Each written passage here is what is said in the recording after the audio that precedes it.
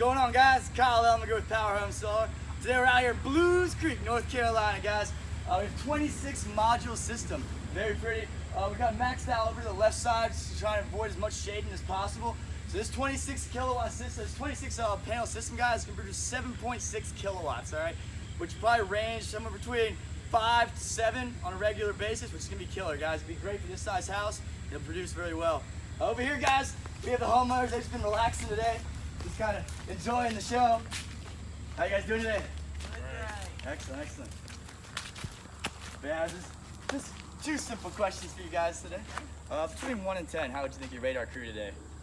They were excellent. 10. A 10? Mm-hmm. Oh, awesome. Yes, I'd say yes. 10 also. Really got 2 10s? Yes, I'd sir. call it 20. But, but I appreciate it. Do you guys think you'd recommend Powerhome Solar to your friends and Definitely. family? Definitely. Yes. Well, thank you so much for having us out. It's been a true pleasure, guys. Thank you so Appreciate much. it. Yes, sir. It's been a Thank pleasure. you. All right, guys. Until next completion, I appreciate it. Appreciate it again. See you again.